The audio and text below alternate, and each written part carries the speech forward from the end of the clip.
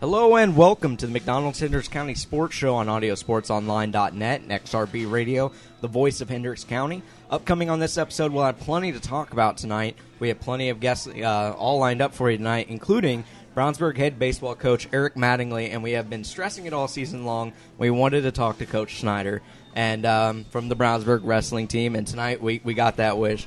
Today's show is brought to you by your local Brownsburg McDonald's. You can try a 4-piece McNugget now for $1 or a 20-piece McNugget for $5. You can have them plain, with sweet and sour, barbecue, honey mustard, or even good old ketchup.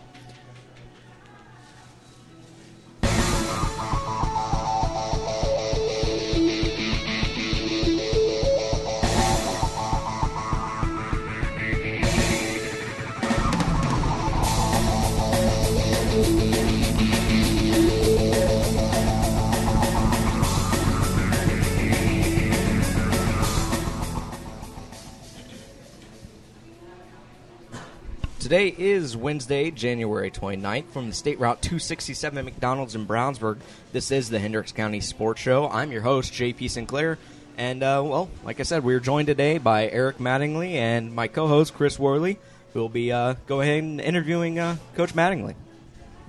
Thank you, J.P. You know, it's winter out. We still got a lot of snow on the ground, sub-zero temperatures. We're going to warm you up a little bit, folks, and talk Brownsburg spring baseball. So we're here with Coach Mattingly. Coach Mattingly in his third season now as the Brownsburg High School coach. Of course, when you come to this program, a lot of tradition for baseball here. You know, been state champions in the past, and so this is a big-time program. Of course, he took over for a bit of a legend in town, you know, Coach Pat O'Neill. So we're glad to have Coach Mattingly with us. We do thank you for joining us. Tell us a little bit about your baseball background and how you got to be coach at Brownsburg High School. Absolutely. Thanks again for having me on. I came here by way of Warren Central. I started out at Warren Central. Technically, I guess I started out, my first coaching gig was up at Guerin Catholic. Then I was over at Warren Central for 4 or 5 years as the pitching coach. And then got lucky enough to come over here and be the head coach of this program, which, like you said, an amazing program to be a part of. Collegiately, I played at DePaul, and then I'm a West Sider by nature. Grew up in Speedway and played there, so that's kind of my baseball backstory, I guess. Great. Well, we're glad to have you here. Not super entertaining, but there it is. That's a good background, of course. We love that you're from the West Side, like you said. Now your guys. It's January 29th as we record this, but your guys are working out now, right? And you have a workout tonight? Absolutely. We got 3 days a week right now. The IHSA lets you work out a few times a week, get in, hit, throw, whatever you're able to do inside. It's not what the guys want to do, but we are able to do a few things. And right now, like you said, we're in the middle of a deep freeze, but earlier this fall and hopefully earlier this spring, we can get outside a little bit and maybe even throw outside. But right now, we're locked indoors and just hitting the cage and praying for some warm weather right now. Well, it is going to get here eventually. And I was going to ask you about fall practice and what you were allowed there, because I remember going to some of the football practices late there in the season and saw you guys on out there working. So what are you trying to get done in the fall practice? I mean, usually in the fall, you're just, and again, what they're letting you do is keep guys in shape. A couple days a week, go out, throw, hit. And just kind of get guys out that aren't doing other sports so they can work out a little bit, so they're not just kind of sitting around all day. And really, probably in the fall, the biggest thing, we're fortunate to have a lot of guys that play football, that play tennis. We got a lot of guys that do multi-sports. So the guys that don't, we just try to keep them fresh, because most of them play summer and fall ball, so we try to keep them fresh and shut them down around October. So really, our fall season is not too exciting. It's just keeping guys fresh, keeping them injury free, and then right around fall break they kind of shut it down and they're done for a while, and then we pick it up. Pick it up again in January, get guys ready for the season. Okay, very good. And of course, we know Brownsburg High School has a good athletic department. We're used to you guys doing off-season training. How about weightlifting in baseball? Do your players do some weight training? Absolutely. And we got our strength coach, Brian Neese, which I'm sure you've heard the name through other coaches, but we are extremely lucky as a 4A school to have a guy like that in a class where our kids lift every day during their PE class. So our guys are strength training year-round, which puts us on par with a lot of the other 4A schools, but also gives those guys an edge that, you know, most of our guys want to go play college baseball, and that gives them an edge because they're lifting more than you know, a majority of maybe some of the smaller schools and some of that. But so our guys do lift a little differently. Sure. You know, we're not trying to get big like the football We're not guys. bench pressing 500 pounds. Yeah, we're not pulling cars, but we're lifting year round, which is good. Okay, then let's just look a little bit at your 2014 squad here. I know you lost some. I counted 6 players. At graduation. 6 seniors. Yep. So you got some holes to fill. Of course, Dalton Carter went on to Earl, and a great player. But maybe a guy, a real tough replacement, I would imagine for you. A guy I voted as the team MVP last year, shortstop Mike Hartnagel. Absolutely. So tell Mike, us about the loss of Mark and how you're going to Mike and how you're going to plug that hole. Mike's going to be the big. I mean, all 6 of those guys are going to be huge losses. Mike was an Indiana All-Star.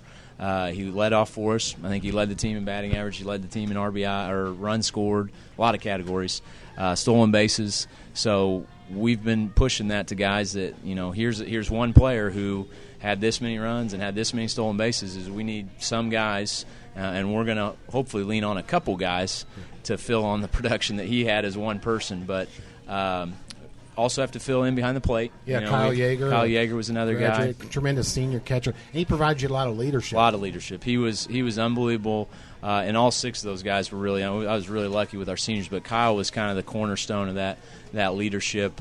And then 2 outfielders too. You know, we had Garrett and Hunter Leenham. Right. So we got 2 outfield spots to fill. So we're gonna have 2 guys out there that haven't played varsity baseball. But all in all, I think we've got some young guys. We've got some juniors this year, some seniors this year, some juniors last year that I think they can. I'm pretty sure they can do the job. I'm pretty confident in them. Yeah, you do have some good returners, and of course, I guess that would start with a good guy in leadership, like you talk about guys playing other sports. Tyler Houston right now on the basketball team, he's a starter. Really chips in real fantastic there. And I know I've been impressed with him as a pitcher, and I know he played a little center field for you, but he's got an outstanding curveball. So is pitching going to be Tyler's main role this year? Well, actually, Tyler is as kind of bad as it is to say this. He's a better outfielder, you know. Okay. But he pitches for us. But he is going to go to Butler as an outfielder. Yeah. So he's an even better outfielder and hitter as he is pitcher. But he's going to fill a lot of roles for us, definitely in the outfield. He's going to be that guy to help those other 2. He's our center fielder. He's our guy we lean to. He's the kind of captain in the outfield. And then on the mound, a guy that had a ton of innings, didn't have as many wins for us last year just because he had an injury in the middle of the season. But we're going to look to him to hopefully be that kind of go-to guy. Sure. You know, go-to guy. And he was an All-State guy last year. And I think he expects it. And Coach Lynch will speak tons about him and his work ethic. So now we don't see a lot of speed from him on the basketball court. He does a lot of things. Has he got some speed? He does have some speed. Okay. He's going to steal some bases. He's going to cover some ground out there. I know Coach Farley at Butler definitely likes his wheels. Okay. And then at first base, I think Sam Comer returns, right? Big Sam, outstanding basketball player too. So tell us what Sam brings back. He's going to give you some good leadership. He does. He's a senior. Awesome kid, great kid. Yeah. Works his tail off every day, and he's a guy. I think I don't have my stats in front of me, but I think he only had 1 or 2 errors all year at first base. Right. So you're bringing back not only a full-time starter, but you're also bringing back a guy that doesn't make a lot of mistakes at first base, and you don't know how much you really need that until you don't have a guy like Sam Comer. So he's going to be huge for us. Big target at first base, and again, tons of experience. And I think he ended up 6th or 7th in the HCC in batting average. So that's a big stick for us too. Good. Also, young guy I remember hitting pretty good was Caleb Sampson. Yep, Caleb comes back. He was the one of 2 sophomores that really got some playing time last year. Ended up around 250 or so, but his bat is going to be one that I can see he's going to make a huge leap. He's starting to grow. He's starting to fill out. He's that sophomore to junior year, guys start to fill out. They start to mature, and he's throwing the ball better. He's swinging the bat a lot stronger. Comes from obviously a great family of baseball players, and you can start to see him taking shape. So we're excited about what he's going to do for us this year. Then, of course, in baseball, pitching all important. Ty McCoy should be a part of your pitching, and who else? You got? Ty. Ty's back. Ty, as a 2-year starter for us, he's 11-2. So he's with a sub-2 ERA. So a lot of success there. You've got. I got to go through my mind here. Caleb Sampson's a guy that's going to pitch for us. junior by the name of Tristan Polly. Didn't play a lot of varsity for us this year, but he looked for big things for him. David LeClaire, he's been around. Michael Clare, who's a junior. So we got a handful of guys. I know I'm missing one or two. Sam Comer pitches. Okay. So we got a lot of guys on the mound, which you need. Now, in high school baseball, we don't often see a closer. Like you guys like to mix people up. Guys play a variety of positions. Do you have right now somebody you want to target? I got a couple guys in mind. Michael Clare is a guy that we looked at. Last year we kind of used Hayden Shipman, who was a senior for us. We kind of used him in that role. And we're kind of looking for a guy that can come out and throw really hard for an inning, which I think every high school coach is looking for. But we got a couple guys, Michael Clare, David LeClaire. So we got a few guys that – and I feel like nowadays in 4A you do need one, and especially in the tournament and especially in the conference series, somebody that can come in and just shut the door in close games. So – we're going to try a few guys. Well, you'll develop that, I'm sure, in spring practice. Absolutely. Last season you had a very good season. Sectional champs, beat Avon in the sectional. We were all happy with that.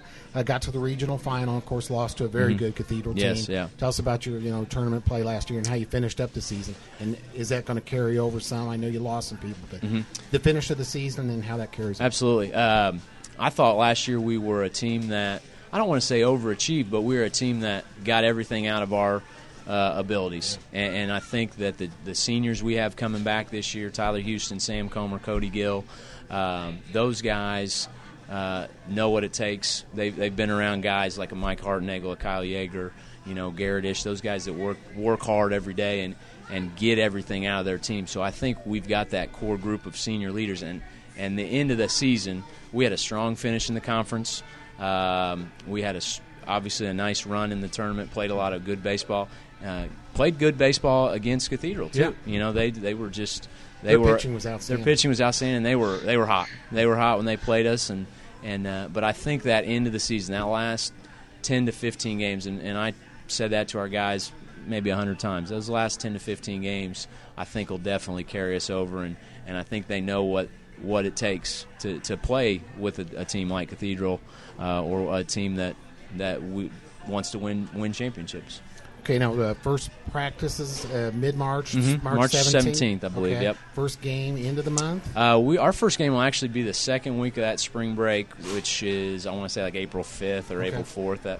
Has the schedule been set yet? We just actually finalized it today, so it should be out on the website here in the next week or two. Okay. So we'll start in I want to say April 4th is that first. Okay. Into Brownsburg spring break, I guess. And folks, we had some rough weather last baseball season. It wasn't too good, but this year it's going to be warm. It's going to be nice. What do you expect out of this team in 2014, Coach? Well, Madden?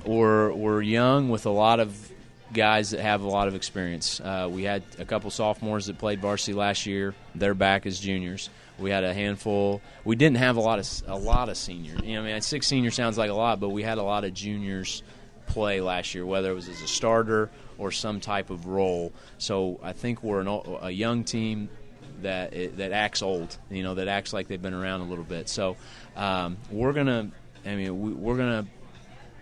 one of the toughest conferences in the state, but I think we can hopefully put ourselves in a situation to compete for that, compete for a conference, and then once you get in the tournament, we want to be playing our best ball come sectional time, because we move out to a very tough sectional with 2 Terre Haute teams. That changed. Yeah, we go out to Terre Haute with same as the basketball, right. I believe. Yeah. And now we're there's 7 teams that can play baseball. So our goal with this team is win games, put ourselves in a position towards the end of the year. In our conferences, can we be in a position to win conference at the end of the year? Those last 2 or 3 series. And are we playing really good baseball? Are we playing our best baseball come sectional time? Good. Well, we're going to wish you all the luck. We hope we get good weather. And, the community supports this team with the baseball tradition here. We'd like to see even more fans out this year, and we can get some good weather. Wish you all the best. Thanks for joining us, Thank you. I appreciate it. All right. Thanks, man. When we come back, you'll hear me get to interview Coach Snyder. You're listening to AudioSportsOnline.net, the McDonald-Hendricks County Sports Show.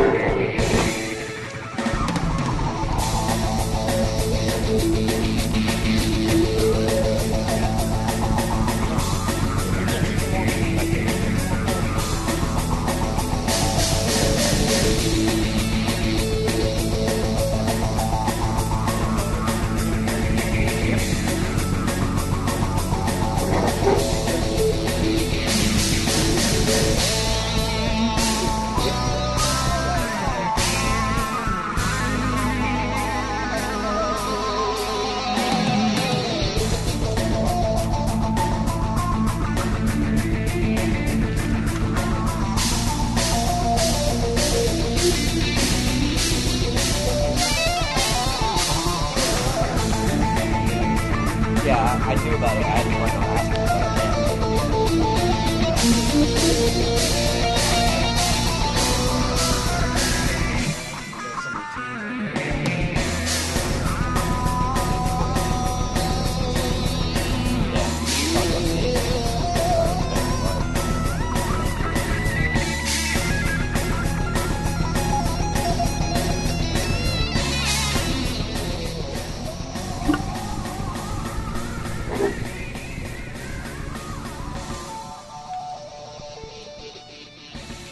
Welcome back. This is the McDonald-Hendricks County Sports Show on audiosportsonline.net, and it's brought to you by your local Brownsburg McDonald's. You can try a 4-piece McNugget now for $1, a 20-piece McNugget for $5. You can have them plain with sweet and sour, barbecue sauce, honey mustard, or good old ketchup.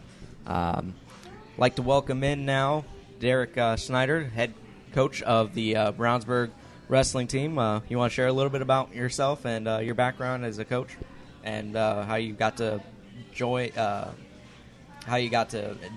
wrestling, like how you got you started in it? Yeah, I started wrestling when I was in 6th grade and wrestled for Mishawaka High School and was fortunate enough to have enough success to continue to wrestle in college at North Central College, and came back and was an assistant for Mishawaka for a few years and was a head wrestling coach there for 8 years, and then took over as the head wrestling coach at Brownsburg.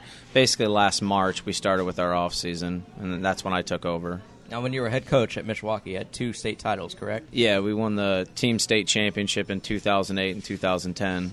Okay. And you also had a couple, I think, 9 individual champions during that course of that time? We had 12 that wrestled underneath the lights, and we went 8-4, so we had 8 individual state champions. Okay. When you were a wrestler, there's many different styles when it comes to wrestling. A lot of people don't realize that.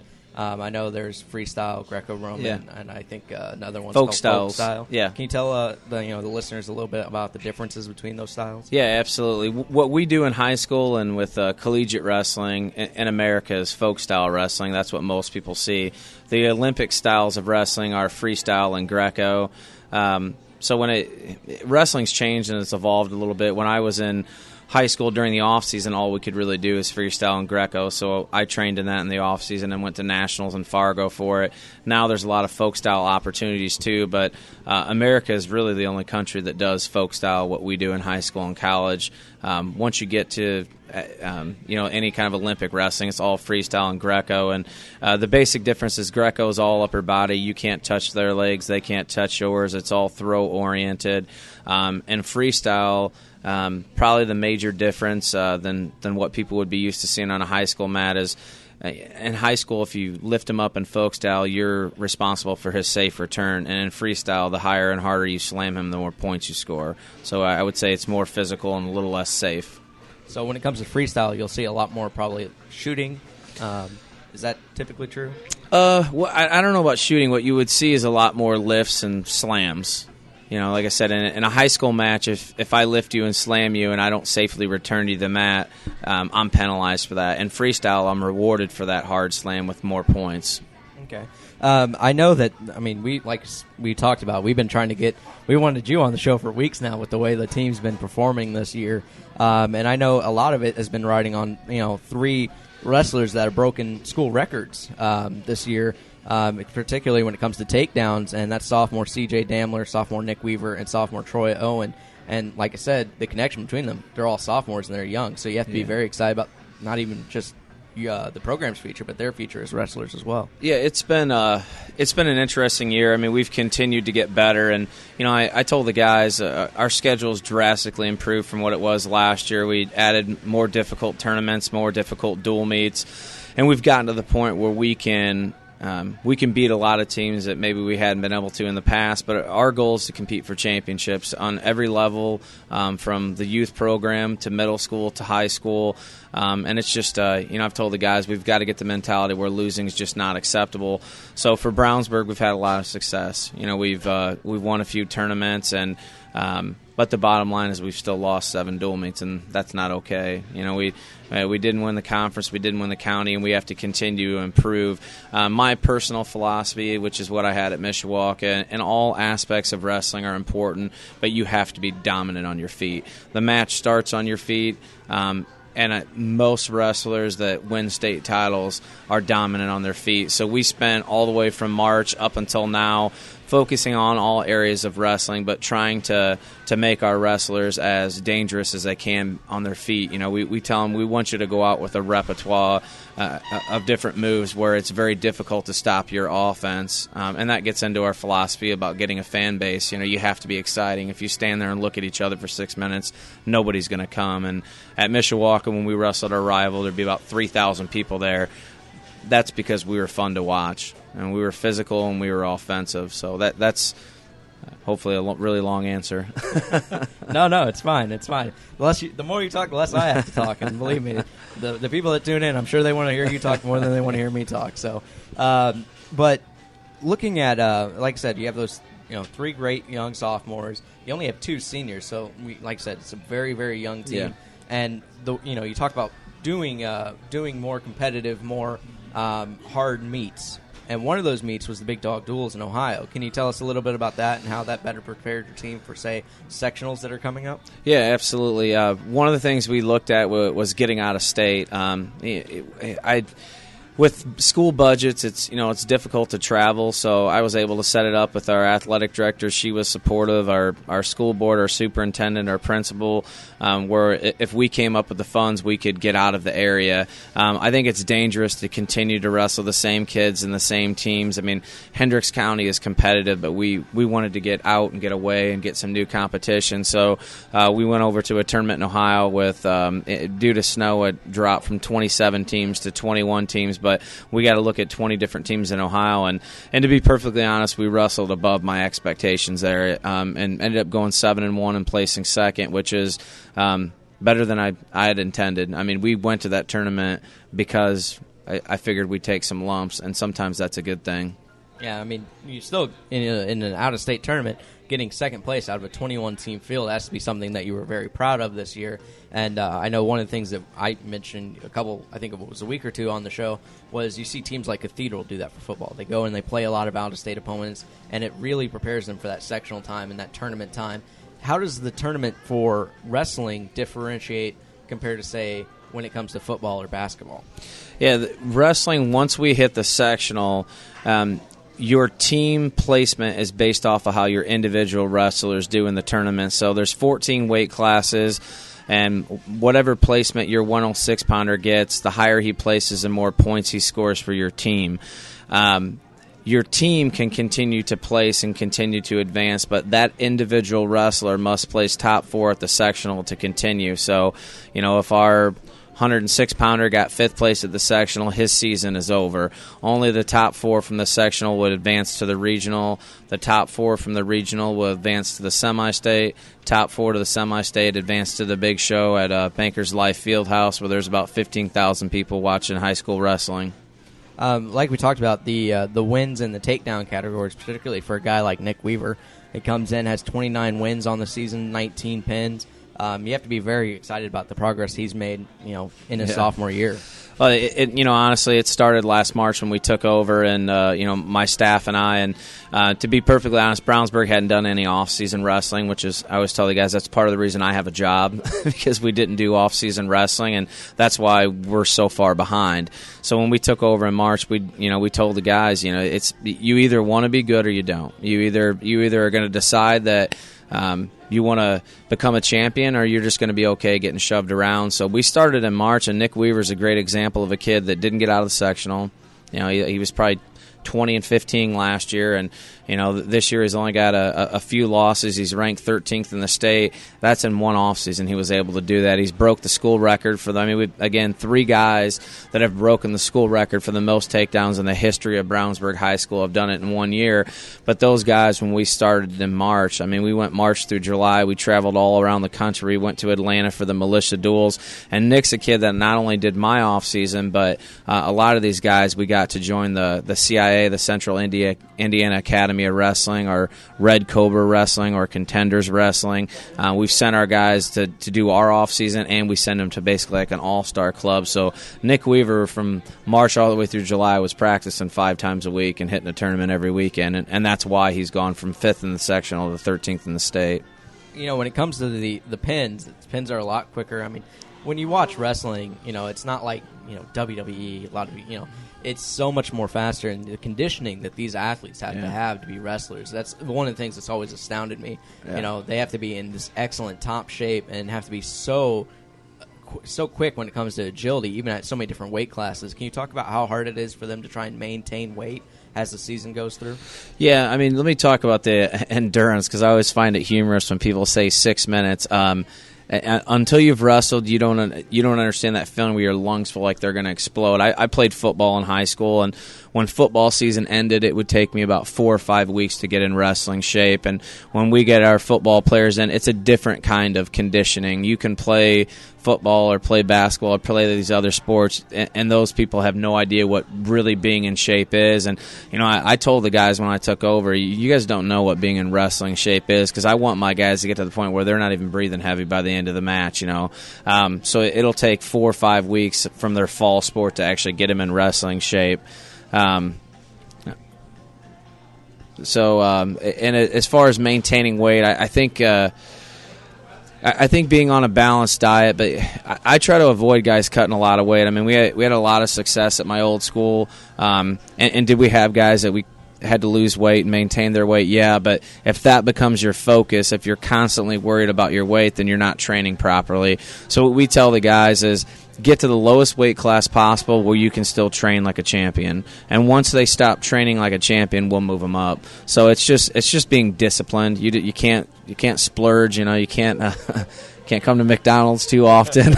That's a problem I have. Now during the off season, we make plenty of trips here. But. Yeah, I don't really have that much of a background when it came to wrestling. I tried out for the team when I was in high school. And that is some of the most grueling conditioning that I have ever even tried to do. And that was just conditioning before the even, during the fall, trying to get into shape for wrestling. I never made the team. I just couldn't do it. Too many trips to McDonald's, I think is what it was. The older I get, the less actual wrestling I do. Let's go and talk about the meet that you guys just had against Ben Davis. It was last Wednesday. The final tally was 36-14 in favor of you guys. And really, the match of the meet was at 220. I mean, junior Brandon Weber, that triple overtime victory, that was a very, very nice matchup against someone who quite possibly could be the 1 seed come regional time. Yeah, we went into that meet, and I told the guys that it's another opportunity to beat a really good team. And to be perfectly honest, every time we've wrestled a really well-known or ranked team, Avon, Carmel, and Carmel's a team I put on the schedule because I knew they would be good. We haven't performed, and we haven't found a way to win. So I told them the Ben Davis meet was an opportunity to beat a very good Indiana team, and we wrestled as well as we've wrestled all year, which is a great sign going into the sectional. 220 is a great example. Avon kids, honestly hammered us twice.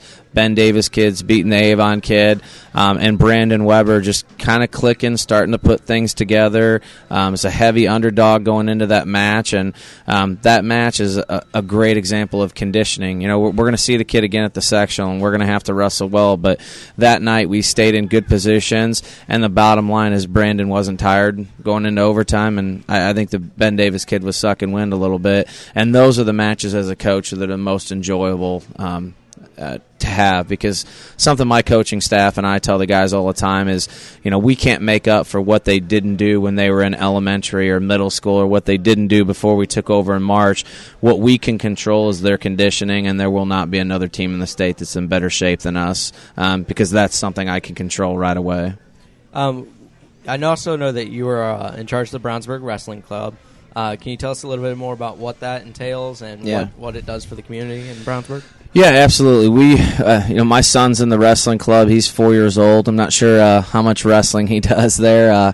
I'm not real good at pushing him, so I'm going to hand him off to one of my assistants when he gets a little bit older. But we run 2 different groups. We run a beginners group, and then we run our elite group. Beginners, I call them the babies. Those are the 4, 5, 6 year olds, and it's really kids with just a few years or less of wrestling experience.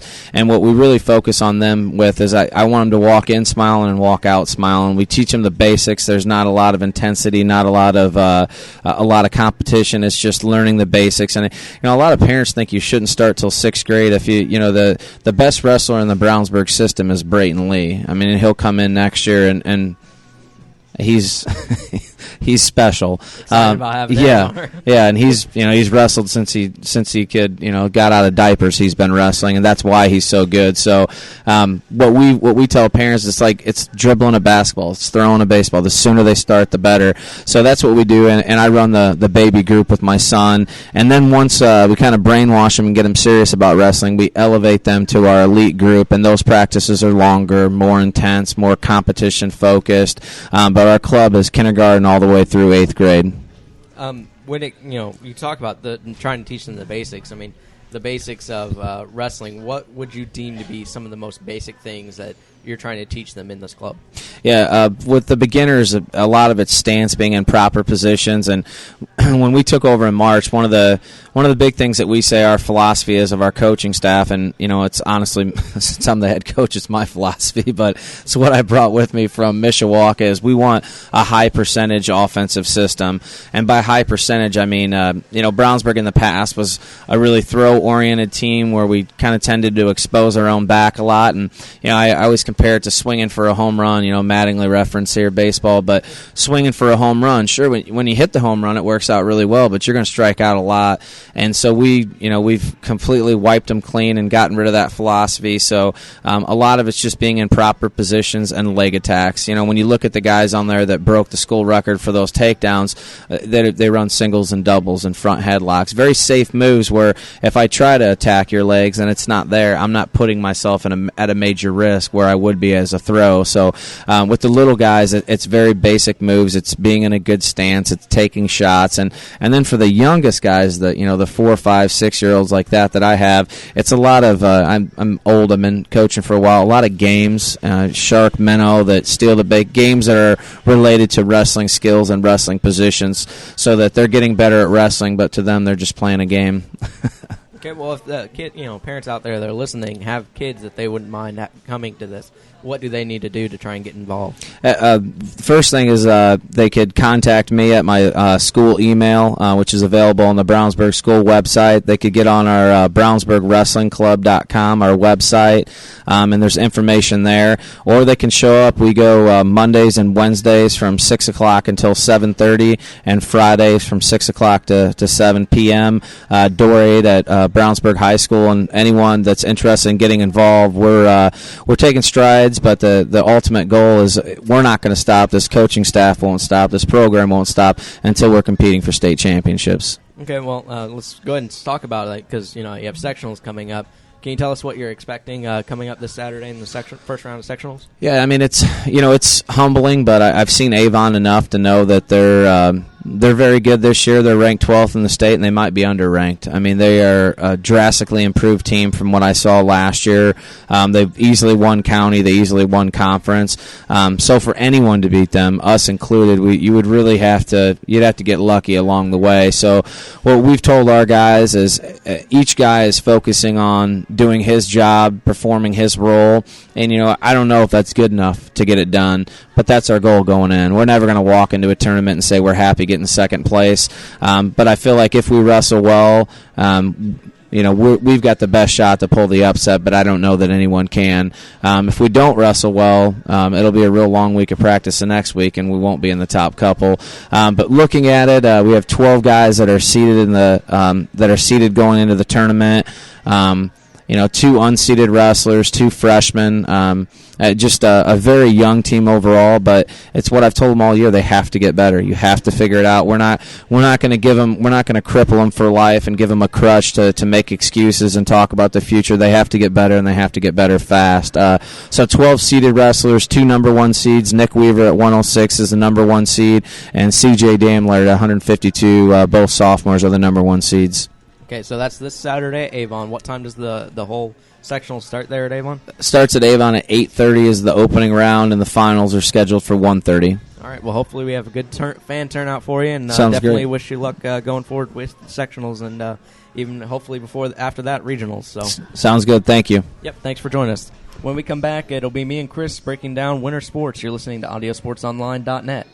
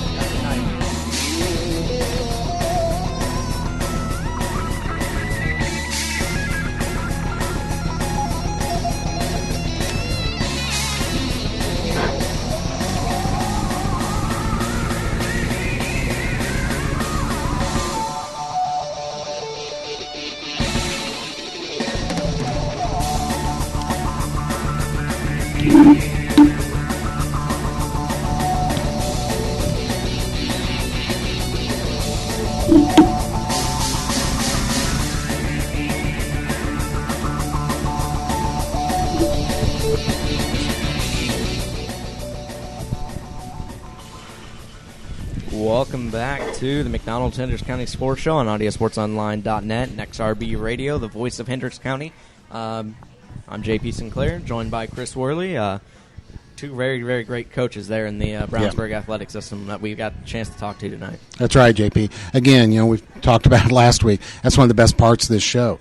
You're seeing some of the finest young coaches we have here between Brownsburg and Avon. Two outstanding men, both of them very good. Boy, Coach Snyder, you can tell he's analyzing everything that goes on. What a smart young man. Of course, we're glad to have Coach Manley running the baseball program, but good hires by the Brownsburg High School Athletic Department. Well, let's go and take a look at some of the results from around Hendricks County, and we'll start with Brownsburg. We always do, and got a little bit of inside information, Chris. You're going to have to tell me what you think about this. Next Monday's practice for the boys basketball team will be a little unique because the Brownsburg Best Buddies program will be joining the team for a little bit during that practice session. That's good. I don't know much about it. Who are the Best Buddies? Best Buddies, my wife sitting over there could probably explain it better than I could, but it's a program where they team up. You have some special needs kids, that people with developmental disabilities. They get together with some, general ed kids, and they get together and they have different things going on.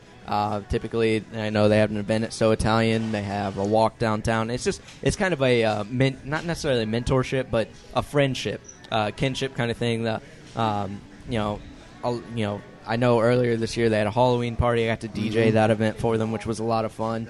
And I think this is just a great opportunity, not just for the basketball team to kind of do some community service, but they'll know. These kids all go to school together. They know each other, so it'll be a good opportunity for them to kind of get to see the boys basketball team. For example, for me, I wasn't in Best Buddies or anything, but I would have killed to be able to go to a basketball practice. Yeah. Because I wanted to be on the team so bad, so I'm sure it's something that's pretty big for a lot. That'll be fun for the players too. I'll tell you, in practice, I see them once in a while. Nobody works harder than the Bulldogs in practice. Coach Lynch, he has a plan for each moment of practice, so this will be fun for them. And I think that's a good idea after this weekend. So that's good. I'm glad to hear that. They'll have some fun with that. Both sides will. The team definitely continued to roll this week. They won 53-47 against McCutcheon. I know you went to that game despite the weather. Tell us a little bit about what happened in that one. Well, it was a tough ball game. Looking back at the weather, I'm kind of surprised they played it. But, it was there in just south of Lafayette. So, of course, a lot of the Lafayette people could get out. Just a few Brownsburg people did. But it was a close, tough, hard-fought game. Brownsburg's defense really came through. Didn't shoot free throws as well as we'd like. I don't have my stats in front of me here. But, here you go. Thanks, JP. KJ Walton led the way with 18 points. Darian Ringo, as usual, 11 points. Had a number of steals, good assist in that game. Trevor Lucas bounced back. He had some three-pointers, finished with 9. Kyle Thompson, the center, who we don't often talk about as among the scorers, really had a good game. He does a lot for the team just besides scoring. Of course, he rebounds. But he's typically a glue guy from what I've seen. He's just the guy to be the guy that's there to do the dirty work. Right, exactly. Particularly on the defensive end. Right. And he's also a good communicator. Coach Lentz will, he's signaling constant defensive changes. Kyle's a guy that will get the team in a good defense by communicating what's needed to be done out there. So it was a tough, hard-fought victory, but a big one. And after that loss to Hamilton Southeastern, the team went on the road there. And what was that game out they won at? At Crawfordsville.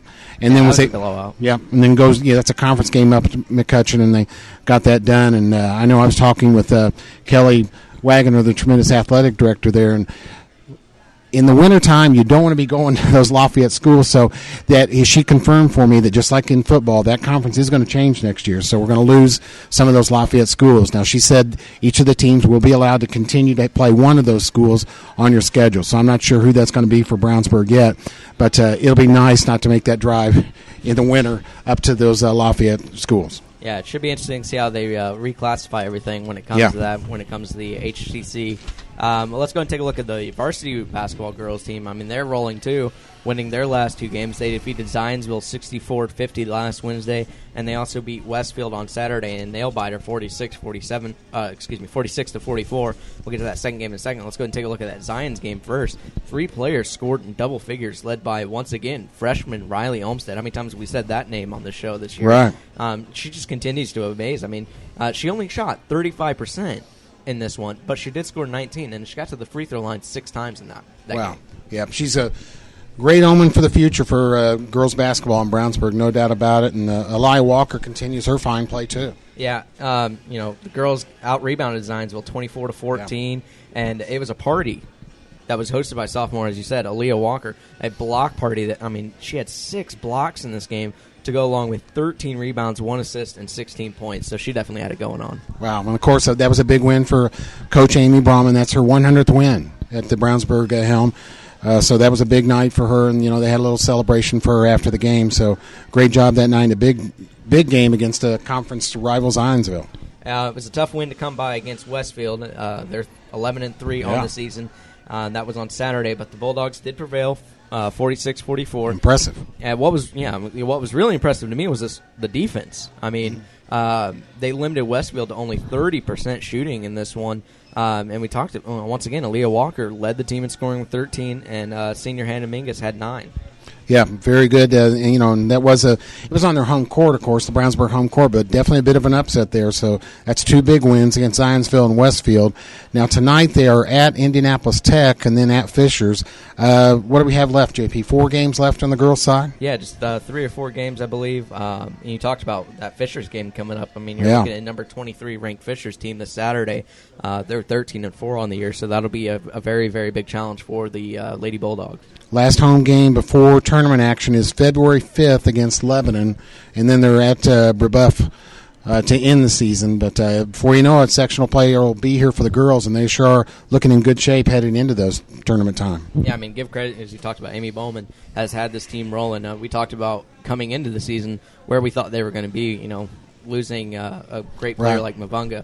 But they've definitely got some great contributions, and I think freshman Riley Olmstead is going to be a great player to keep an eye on as we go through in the next couple of seasons in her development. So. Yeah, I think that good start helped them too. They started 4-0. You talk about, how important are early season games. Well, to a young team, those are important. You build some confidence early, and that's helped them here. And now they've reeled off 3 straight wins going into this game tonight at Tech. We did talk to Coach Snyder, and we've been talking about Brownsburg wrestling all year.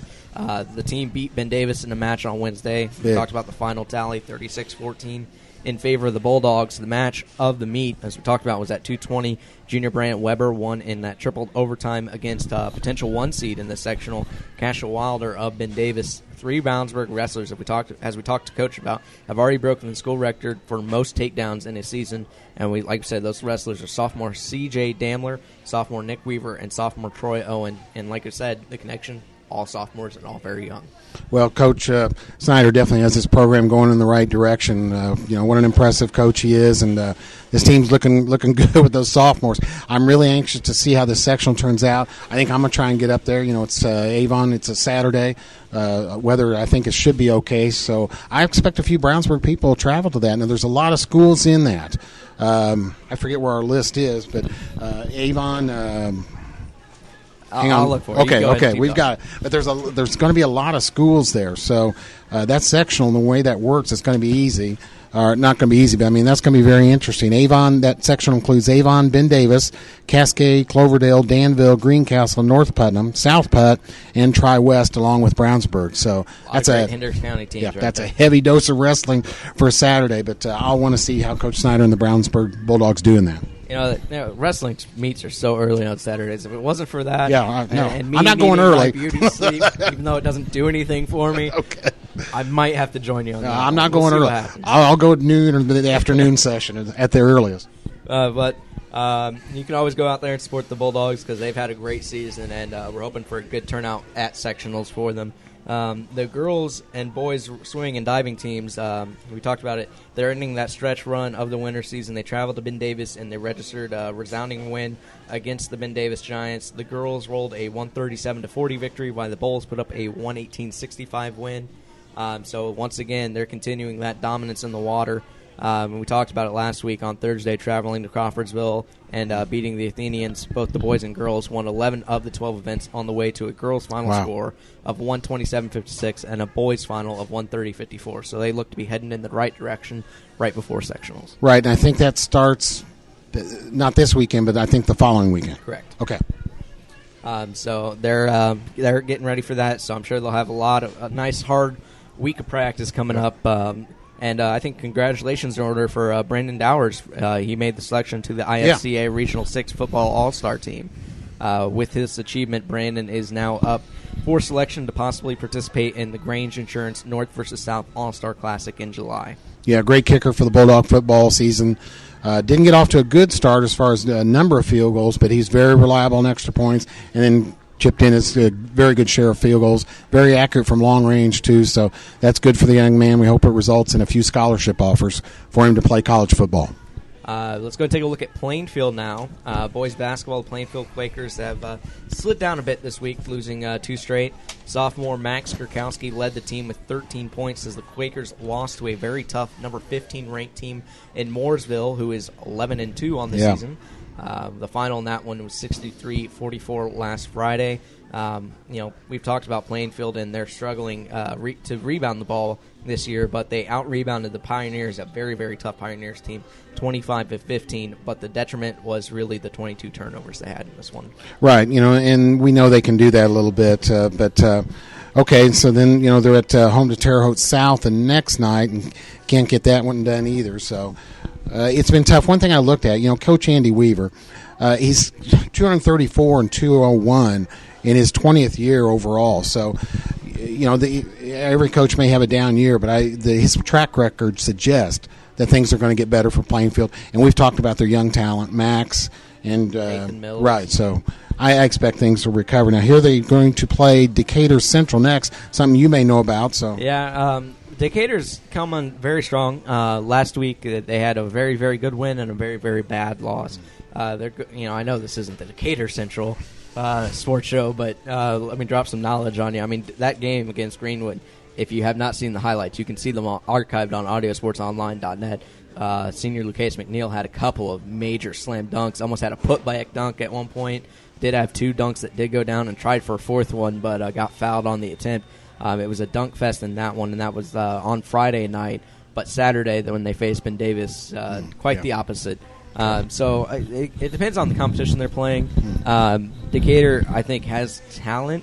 It's just trying to get them to play in the right direction. So, sure. The hardest thing about Decatur is they only play with a 6-man rotation. Okay. So I think that's one of the things that's really holding them back. But the girls' team for Plainfield is having a terrific season. That they lost in a complete debacle to Mooresville. The final in that one was 73-32, and that was on Friday. It was really the combined might of junior Sarah Corbin and Kelly Kavanaugh that led the way for Mooresville with 20 and 19 respectively. How about both those Mooresville teams this year? Wow. Both men's and women's just playing extraordinary basketball this season. Yeah. I'm glad that the Mooresville boys recently, they didn't start out in the polls, but boy, they have jumped up big time, and they play a good schedule. I'm sure the Mooresville girls do too, so yeah, they've been tough. Yeah, and compared to the way they were doing for football, which was really, really bad, they've definitely got a good basketball program there, it seems like. Plainfield Wrestling came away with a very close victory against Terre Haute North Vigo. It was a 36-35 decision on Friday. North Vigo did have 3 forfeits in the loss, so take of that what you will. That might have played a big role in Plainfield coming away with that victory. Yeah, I can't help you too much on that, JP. I'm sorry. It's fine. Men's and we talked about most of the men's and swimming. They're everybody getting ready for sectionals. But for Plainfield, they'll head to Columbus North on February 10th, and that'll be their last meet before they start the Indiana High School Athletic Association sectionals. So they have one more meet before sectionals get started for them. But let's lastly take a look at Avon. The boys basketball team had a very tough week, losing 2 straight, and we talked about it last week with assistant coach and also Ryan Ruff. it was going to be a heavyweight battle once again as Hamilton Southeastern came to town, or they went to Hamilton Southeastern. We talked about what they can do, and they showed it once again this time to Avon. 73-57 was the final last Friday. Yeah, I expect Hamilton Southeastern to finish, in the top 5 in the state. They jumped up to number 3 after that Brownsburg win, but that was very tough. Then they had home to Bloomington North. Avon's just. You can say it over and over. They've had a tough schedule. Guess who they get this week? They're at Zionsville, a team that's won 9 straight. Zionsville's 10-2 now. One of those losses came to Brownsburg at home at Zionsville early. Zionsville's continued to improve. They have great athletes, good height, good, real good athletes. It's a good program, so they've won 9 in a row. Avon, very tough job for Coach Young to get a win this week, too. Yeah, like you said, they tried to get back on track against an 8-6 Bloomington North team, but they fell just short, losing 61-54 on Saturday. And that Bloomington North team has got to see a chance to see them play Plainfield at one point this year. They got a couple of good players down there at Bloomington North. So Avon was only able to score 9 points in that one in the fourth quarter, or not in that one total. Only in the fourth quarter they were only able to score 9 points when the game was still very close. So they just had a little bit of trouble closing out because they had a very good opportunity to get the win. I don't know if you have any stats. I missed him on that game. How's our boy Connor Funkhauser doing? He's done pretty good this week. I didn't see any stats either. Okay. But from what I understand, it was, like you said, in the HSC, that was going to be a very, very tough game. Sure. In Bloomington North. But no, I didn't have any stats posted either for that one. I just know the final tallies. And in Oriole girls basketball, like we said, they've only got 1 win on the year. It has not gotten that much better for them. They lost a decidedly against Ben Davis 61-29 last Thursday. It doesn't get any easier for them as now they have to face a 12-6 Covenant Christian tomorrow at 7:30. Yeah, well, I saw that. Looking at we've looked at their struggles all year. When I saw they're going to play at Covenant Christian, except for soccer, Covenant not known as a good athletic school. But then you looked at the record. I was surprised it was that good. So that's not going to be easy. And guess who they finished the season with? Avon girls are at Carmel and then home to Hamilton Southeastern. So they may finish the year with 1 win. JP. Yeah, that's got to be tough for the program as a whole. But the best you can do is try and get through it, and then like I said, they got some very nice young talent. We talked about Alexi Short. She's a very young talent that they got there, so hopefully they can get some nice players around her to be able to make them into a very nice program moving forward. That's basically what you have to do when it comes to moving forward after a showing like this during the year. In swimming and diving, we talked about it once again. Swimming sectionals February 20th, and that's what Avon's done. They don't have any more meets on the year. And we talked about this last week, but I still want to bring it up again because also in action and taking home that Hoosier Crossroads Conference crown, it was the Avon wrestling team who finished first of 10 in the HCC tourney. And we talked to Snyder about how tough they're going to be coming up here in sectional. Right. It sounds like they're going to be the favorite in Saturday sectional wrestling here. But, they're always tough in wrestling. But this year's squad, they defeated Brownsburg quite handily in December there. I think the score was something like 50-16 or whatever. That Brownsburg-Avon rivalry is important to all the sports teams between the two schools. So I'm sure that hurt Coach Snyder and Brownsburg a little bit. But, they've been awful good. So, it was a 51-13 loss for Brownsburg against Avon. So they're the favorite. I guess Brownsburg would be number 2 among all those. We don't know too much about the other squads in wrestling. We've covered Avon and Brownsburg. But I think as a team, Ben Davis is 2. Ben Davis. And then Brownsburg's 3. And I know you mentioned it, and both with Coach and on your own. That was a huge win for Brownsburg at Ben Davis wrestling. Getting that win, particularly before sectionals, you might give them. It's got to make them feel good. Right. But do you have anything else to add? Nope, that's it. Good show this week. Good interviews. Again, fine young coaches out here we're seeing. And our 2 guys today I thought were outstanding. Yeah, the only question I forgot to ask, I meant to ask Snyder this, but I forgot. A lot of sports, they have film sessions. I didn't have it for baseball.